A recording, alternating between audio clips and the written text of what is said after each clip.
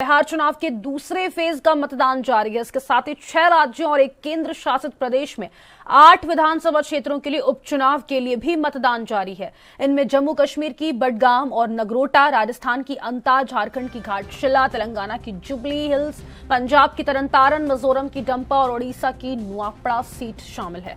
बिहार के साथ ही इन विधानसभा सीटों पर भी 14 नवंबर को मतगणना कराई जाएगी। जम्मू कश्मीर के मुख्यमंत्री उमर अब्दुल्ला द्वारा बडगाम से इस्तीफा देने के बाद इस निर्वाचन क्षेत्र में उपचुनाव के लिए मतदान जारी है। अब्दुल्ला ने 2024 के विधानसभा चुनाव में 2 सीटों पर जीतने के बाद गांदरबल सीट को बरकरार रखने और बडगाम सीट खाली करने का फैसला किया था। बडगाम उपचुनाव में कुल 20 उम्मीदवार मैदान में हैं। पंजाब के तरनतारन विधानसभा सीट में आज 11 नवंबर को उपचुनाव के लिए वोटिंग हो रही है। वोटिंग सुबह 7 बजे शुरू हुई जो शाम 6 बजे तक चलेगी। मतदान के प्रति लोगों में उत्साह दिखाई दे रहा है।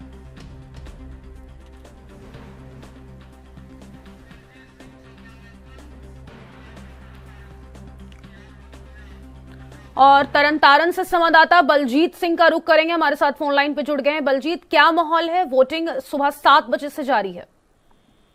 हाँ, बिल्कुल बताना चाहेंगे कि तरनतारन में जो बाई इलेक्शन हो रही है उसकी वोटिंग आज सुबह 7 बजे से ही शुरू हो गई है और श्रोमणी अकाली दल के उम्मीदवार और आम आदमी पार्टी के उम्मीदवार को लेकर और कांग्रेस पार्टी के उम्मीदवार, इन तीनों की ओर से अलग अलग बूथों पर जो अपनी वोट का इस्तेमाल किया गया और लोगों को भी इनकी ओर से अपील की गई कि वो अपने मतदान का जो हक बनता है उसका इस्तेमाल जरूर करें। और इसके अलावा शांतपूर्ण तरीके से अभी तक वोटिंग हो रही है और लोगों में भी इस वोटिंग को लेकर काफी उत्साह माना जा रहा है। जी, किन मुद्दों पर आज वोट डाले जा रहे हैं तरनतारन में? मेन मुद्दा डिस्ट्रिक्ट तरनतारन का मेन मुद्दा है कि जो तरनतारन में विकास जो लोग चाहते हैं वो चाहे लूट हो और जो गैंगवार हो रहे उनसे जो छुटकारा चाहते हैं, इसको लेकर लोग बड़े पैमाने पर ये वोट कर रहे हैं कि उनका आने वाला जो समा वो बिल्कुल और अच्छा हो सके। और रणनीति क्या रही बलजीत इस बार, अगर आम आदमी पार्टी और अगर शिरोमणि अकाली दल की बात कर ली जाए तो? रणनीति की बात करें तो शिरोमणि अकाली दल के उम्मीदवार और आम आदमी पार्टी के उम्मीदवार हरमीत सिंह संधू के बीच में जो कड़ा मुकाबला दिखाई दे रहा है, जो टक्कर है, जो कड़ी दिखाई दे रही है, जो आने वाले समय में ये देखना होगा कि इन दोनों उम्मीदवारों की ओर से कौन बाजी मारता है। जी, फर्स्ट टाइम वोटर्स की कितनी संख्या इस बार देखने को मिल रही है?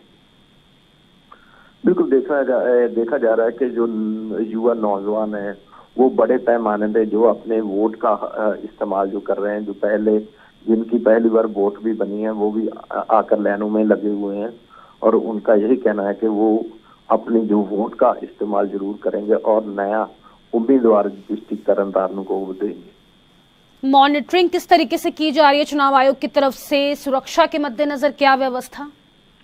सुरक्षा के मद्देनजर देखा जाए तो पंजाब तरनतारन पुलिस की ओर से और केंद्रीय एजेंसियों की ओर से जो पैरामिलिट्री फोर्स लगाई गई है उनकी ओर से कड़े सुरक्षा प्रबंध किए गए हैं और किसी भी घटना के ऊपर उनकी क्या निगाह है और जो गाड़ियां डिस्ट्रिक्ट तरनतारन में जाना है उसको लेकर भी नाकाबंदी पूरी तरह से की हुई है और हाई अलर्ट पे पुलिस है।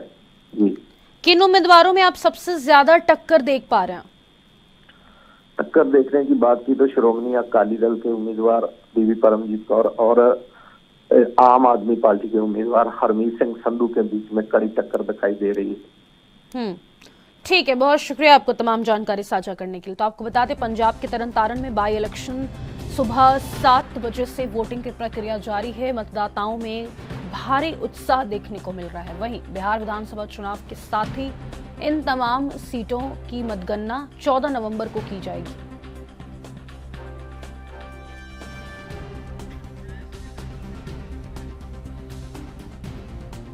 और बिहार से संवाददाता सुरेश निखर का रुख करेंगे। सुरेश, 9 बज चुके हैं, 2 घंटे का समय बीत चुका है। जो वोटिंग परसेंटेज है वो कितना ज्यादा इस वक्त सामने निकलता हुआ आप देख पा रहे हैं? देखिए, हम बता रहे हैं कि चुनाव जो है सुबह 7 बजे से शुरू हुआ है और करीब 2 घंटे बीत गए हैं और काफी सुचारू रूप से वोट चल रहा है। हालांकि परसेंटेज की बात करें तो अभी जो है किसी तरह से चुनाव आयोग के द्वारा डिक्लेयर नहीं हुआ कि कितना प्रतिशत वोट हुआ है।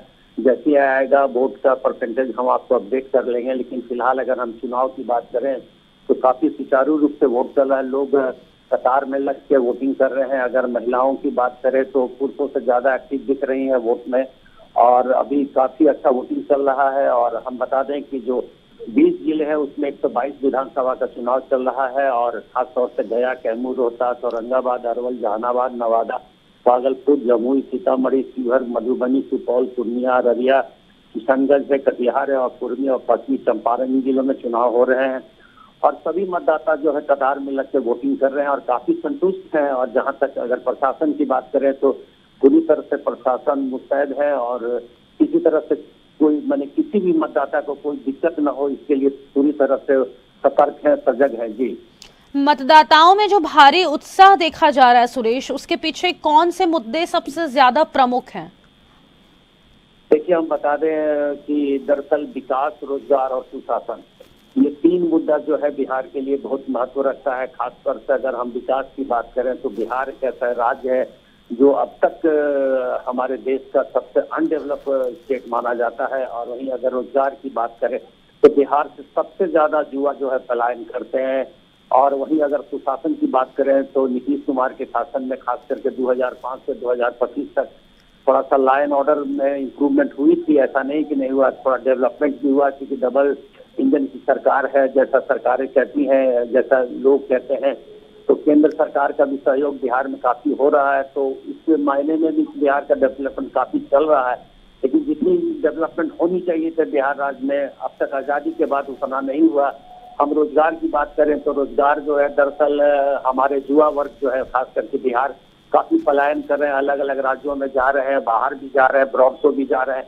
और अभी जो अनएम्प्लॉयमेंट की एक बहुत बड़ी समस्या है खास करके बिहार में। जी, और अगर बात कर ली जाए रणनीतियों की, तो एनडीए जिस तरीके से सुशासन का लगातार दावा कर रहा था और इंडिया अलायंस से रोजगार देने की बात कर रही है, क्या लग रहा है आपको जनता का जो रुझान है वो किन मुद्दों पर सबसे ज्यादा है, सुशासन या फिर रोजगार?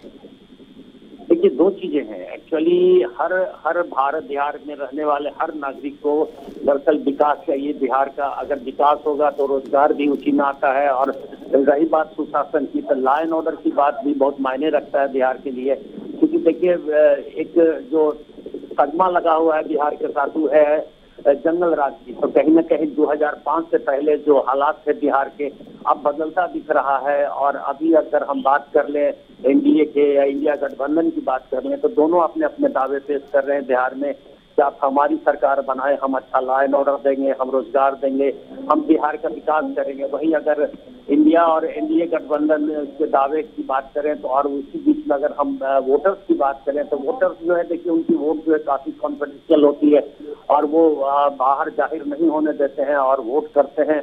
उनका अपना जो मकसद है वो है विकास, रोजगार और सुशासन। ये 3 मुद्दे हैं बिहार के लिए जो प्रज्वलंत हैं अभी आज के डेट में। और यही कारण है कि लोग वोटिंग कर रहे हैं और काफी उत्साहित हैं। और खास तौर से अगर महिलाओं की बात करें तो सबसे ज्यादा जज्बा देखा जा रहा है महिलाओं में, काफी निकलकर वोटिंग कर रहे हैं। जी, चुनाव आयोग ने मतदान प्रक्रिया की मॉनिटरिंग के लिए क्या खास कदम उठाए हैं सुरेश? देखिए, हम आपको बता दें दरअसल जो है इस सेकंड फेज में 1302 उम्मीदवार हैं और 136 महिलाएं हैं, 1165 पुरुष है और एक थर्ड जेंडर भी है। अगर हम वोटर्स की बात कर लें तो 370,13,556 वोटर्स हैं। और अगर मतदान केंद्र की बात करें तो शहरी क्षेत्र में 45,399 मतदान केंद्र बनाए गए। वहीं अगर ग्रामीण क्षेत्रों की बात करें तो सबसे ज्यादा 40,073 मतदान केंद्र बनाए गए। शहर में 5,326 बनाए गए और सभी मतदान केंद्र में जो है सीसीटीवी कैमरे का प्रोविजन किया गया है। और हर जिले में एक कंट्रोल रूम बनाया गया है जिससे खुद डीएम मॉनिटरिंग कर रहे हैं। जो हर जिले के जो डीएम है वो मॉनिटरिंग कर रहे हैं, हर जिले के जिलाधिकारी मॉनिटरिंग कर रहे हैं।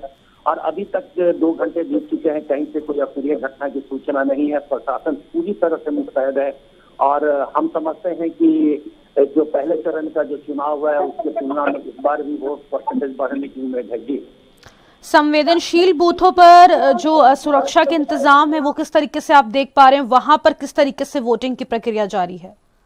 देखिए, जो संवेदनशील जो बूथ है वो उस पर खास तौर से पैरामिलिट्री फोर्सेस डिप्लॉय किए गए हैं और जब वहाँ पे 5 बजे तक ही वोट होनी है। इसके अलावा जो अनसंवेदनशील है वहाँ पे शाम 6 बजे तक वोट होंगे। तो अभी तक तो सब कुछ ठीक ठाक चल रहा है और 3 महिला सहित 11 मंत्री भी चुनाव प्रक्रिया में लगे हुए उम्मीदवार हैं और देखना होगा कि आने वाले 14 नवंबर को जो रिजल्ट आने हैं उसमें किसकी सरकार बनती है, किसका वोटिंग होता है, किसकी ज्यादा मेजोरिटी आती है, वो आने वाले 14 नवंबर को पता चलेगा। जी, जो मोदी फैक्टर है वो इस बार के चुनाव में हावी होता हुआ नजर आ रहा है क्या सुरेश?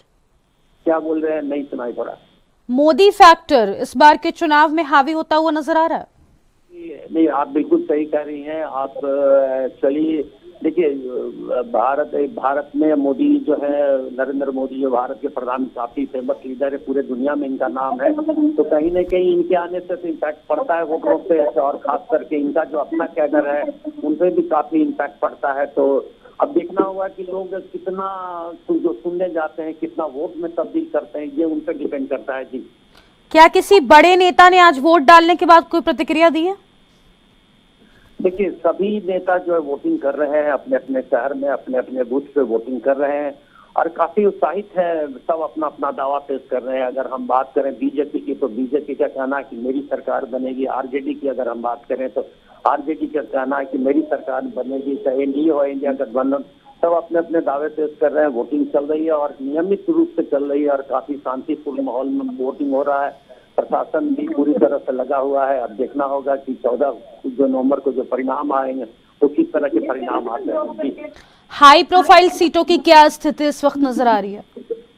क्या बोल रहे हैं? हाई प्रोफाइल सीटों की क्या स्थिति नजर आ रही है आपको सुरेश? देखिए, सब ठीक ठाक है। वोटिंग का जहाँ तक सवाल है, देखिए हम आपको बता दें कि कुछ ऐसे इलाके हैं जहाँ पे हाई प्रोफाइल है और वहाँ पे कायदे से वोटिंग हो रही है। किसी तरह से कोई ये डिस्टर्बेंस नहीं है। प्रशासन की पूरी तरह से लगाव है इस मतदान को सुचारू रूप से चलाने के लिए। जिला पदाधिकारी भी काफी मॉनिटरिंग कर रहे हैं। यहाँ पे 38 जिले में, अगर 20 जिले की बात करें जहाँ भी चुनाव चल रहा है, तो काफी सब कुछ ठीक ठाक चल रहा है। किसी तरह से कोई ये नहीं है। और वोटिंग की अगर हम बात कर लें तो वोट भी ठीक ठाक चल रहा है। हाई प्रोफाइल ऐसी कोई बातें नहीं है। वोटिंग हो रही है, नॉर्मल वोटिंग हो रही है। लोग लाइन में कतार में लग के वोट कर रहे हैं और अच्छा वोटिंग चल रहा है। ठीक है, बहुत शुक्रिया आपका तमाम जानकारी साझा करने के लिए। तो आपको बता दें, भारी उत्साह मतदाताओं में इस वक्त देखने को मिल रहा है। सुबह 7 बजे से बिहार में वोटिंग लगातार जारी है। कई राज्यों में लोकतंत्र का पर्व, महापर्व इस वक्त देखने को मिल रहा है। 8 राज्यों की विधानसभा सीटों पर भी उपचुनाव जारी है। पंजाब के तरनतारन, राजस्थान के अंता में इस वक्त उपचुनाव हो रहा है। वहीं मतदान केंद्रों पर लंबी कतारें हैं।